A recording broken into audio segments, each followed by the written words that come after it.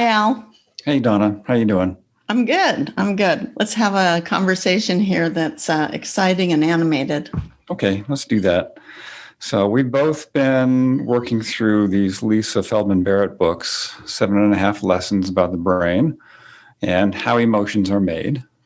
They're phenomenal books, and they support Feldenkrais's thinking, approach, method in so many fundamental ways that we are truly excited about her research and how she's using language to describe neuroscience, learning, conceptualization, and how that dovetails with what we do as Feldenkrais practitioners. I think what she's presenting really maps over really nicely into the Feldenkrais method, and she gives us an updated language of how to start to talk about some of the ideas in the Feldenkrais method that bring it more into line with current, thinking in neuroscience and languaging like that. So it's really exciting to hear those ideas and start to see how they fit in so well with the Feldenkrais method. One thing that comes to my mind immediately that she was talking about the research they've done in her laboratory about visualization and how when they read a vignette to someone and they are following the response in the brain and the nervous system, how the person is actually having that experience. Yes. And that is something that we've been doing from the beginning with Dr. Feldenkrais's work. And he had us imagine and work with ourselves. And boy, howdy, it is so thrilling to hear that she says, yeah, that is what's happening. And furthermore, it makes me see how important it is that we select our thinking because we're responding to what we're imagining all the time. Yes. And how we use our language, how we use it is so important. I thought that was really interesting that when we're told a story, a vignette, we're talking with somebody that whether we're fully conscious of it or not, our brains are making pictures, they're creating sounds, they're creating an inner reality that represents what we're hearing. Language isn't just in the language center of the brain, but it is processed throughout the brain. Mm-hmm. And that is so in line with what Feldenkrais is talking about. We use that all the time. Awareness through movement is using that process. We're asking people to make a movement. They have to go through that process of imagining it, creating it, predicting how they're going to do it and figuring out how to do it. And then we add on some awareness to guide their sensing and notice how they're actually doing the movement and the quality of the movement. So it's a very, really just grand, beautiful, complex synergy of brain activity that's going on, even in a simple process like awareness through movement. It's so rich. And she uses the word granularity for that richness. The more that we can bring words to what we're experiencing and express them to another human being, and even to ourselves, actually, that it creates a richness, greater texture in our experiences. And by taking time to pay attention to the nuances, we're more able to do that. Exactly. So it's like, come back to Feldenkrais's fundamental idea about the self-image, which is essentially a generalization about oneself and is represented in the motor cortex and the sensory motor cortex. And that self-image is, some of it's really accurate, some of it's distorted, but it's a generalization about how we are as we move. And those pieces that are missing or diminished or distorted, they don't participate in the movement. So as you're saying, the more granular we can be in our sensing of ourselves and as practitioners guiding with our touch or verbally to help people sense that granularity, those parts that have been distorted, that had been missing or diminished, start to fill out. And they start to participate in the movement and the self-image. And the self-image grows to be more accurate. Mm-hmm. As you're speaking about that, I'm remembering I gave a lesson this morning to someone. It was her second functional integration hands-on lesson. At the end of the lesson, I said, "And what are you noticing?" And she said, "Well, I'm noticing that I'm crooked. One side is heavier, one leg feels longer, And she said, that feels really weird. And I said, well, that's interesting. Everybody's crooked. Everybody's asymmetrical. And she said, oh, I thought we were supposed to be symmetrical. And I said, where'd you get that idea? And she listed many experts that she's gone to in the past and how her leg is too long and her problems from this and the problems from that. And I said, well, just think about every expert and all the reasons why you have this pain in your hip. She goes, yeah, they all have different ideas about that. And I said, exactly. We're not interested in symmetry, but I am interested in what you're perceiving, because if you start to see how you're making contact with the table and how you're walking, your nervous system is going to be able to make corrections, so to speak, because you're noticing differences. And she was like, oh, so there's nothing wrong with me? And I said, no, there's nothing wrong with you. You're learning how to move better. And she said, oh, yeah, I could tell I was really walking differently after the first lesson when I walked my dogs. I felt like I was pitched forward. She goes, is that okay? And I go, yeah, actually. And we, had her walk today, and she was slightly forward with her ribs kind of leading with her heart, as I said. And she said, yeah, my legs are lighter. And she said, but don't I look funny? And I said, no, you don't look funny. She said, I think I look like an old man. And I said, no, you don't look like an old man. You look like you're walking in the direction that you're moving toward. And she said, oh, okay. But she was reformulating her self-image. The pain had decreased. And I left her with, look for the pleasure in your walking. Sense your feet. Notice how your shoulders are moving. She said, okay, I can do that. It was fun, but it's like the reformulation of the words, the granularity, concept, self-image, movement, sensory learning, new organization. All of these things are taking place in a conversation. And we're trained to pay attention to those details. And it is so much fun when that happens within ourselves as students and as teachers when we're working with somebody and they have that experience. And I've had very similar conversations with people too about this symmetry, asymmetry. And when they have that sense of asymmetry, I congratulate them and go, that is fantastic, because you know what? You're supposed to be asymmetrical. Yeah. If you weren't supposed to be asymmetrical, you would be. Right. And I use that, like you were talking about, to help guide them into sensing the differences and to appreciate them. Mm-hmm. And I expand the frame a little bit usually, and I say, so what we want to do is to not make the right side like the left side or the left side like the right side, but to help them work better together. So the quality of movement of both sides functions better, and the left side can cooperate with the right side, and the right side can cooperate with the left side. And so everything works better, everything functions better. And you can do what you need to do in life and be really comfortable and satisfied with doing it.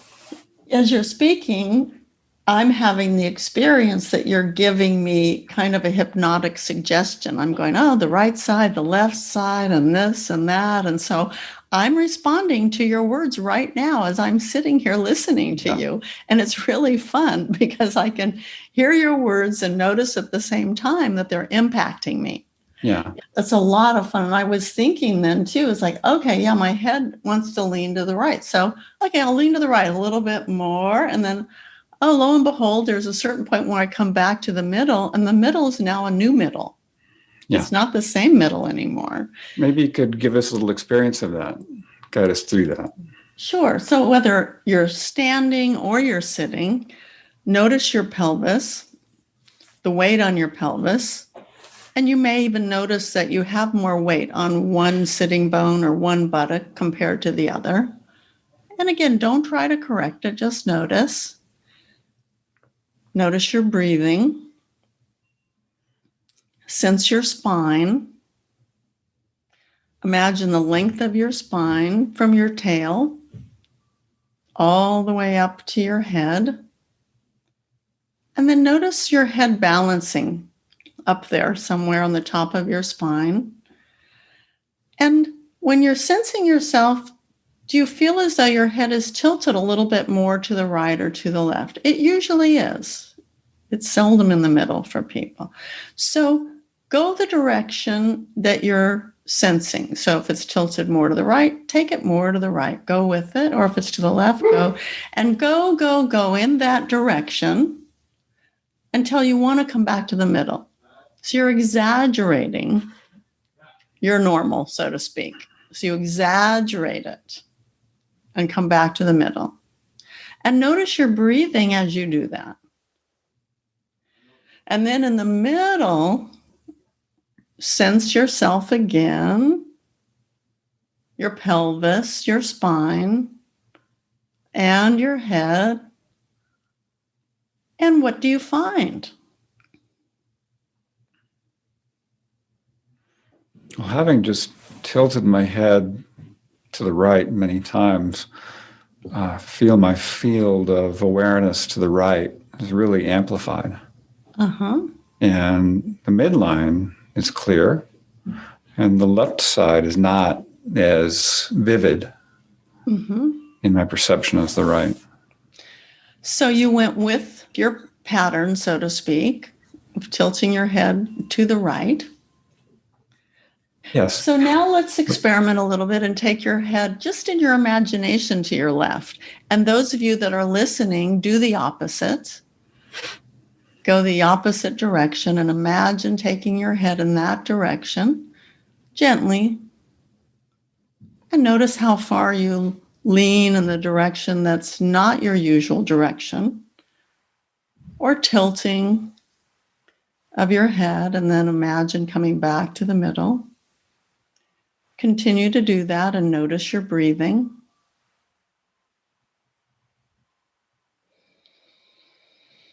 And repeat it a couple more times and notice the speed of your movement, because you can always go a little slower.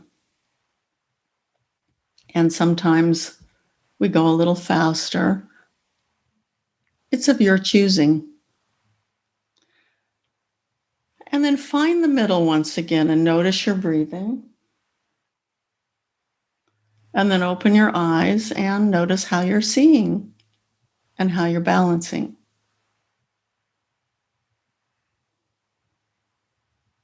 And what are you observing, Al? Well, I have a more equally balanced field of awareness. And awareness is kind of the feeling of the area in the room, as well as the visual sense in the room. And we're very calm, very calm. You know, I can hear a difference in your voice. Yeah. It dropped down lower in resonance. I sense it coming more from your chest than before. And I feel your calmness. And in fact, I'm calmer too. Yeah.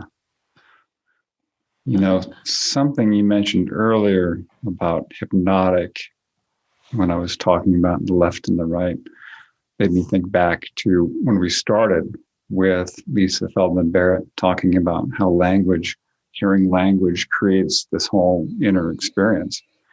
And when I was originally going through her book and came across that passage, I was thinking about how effectively, a good hypnotist is in doing that, using language like Erickson and telling stories and eliciting a trance state, kind of like we were just playing with, indirectly by this lesson and the language before that going into a state like that and really immersing yourself in a story. And if it's well cultivated, well told, guides you through a whole life experience that can really be transformational, as Erickson did.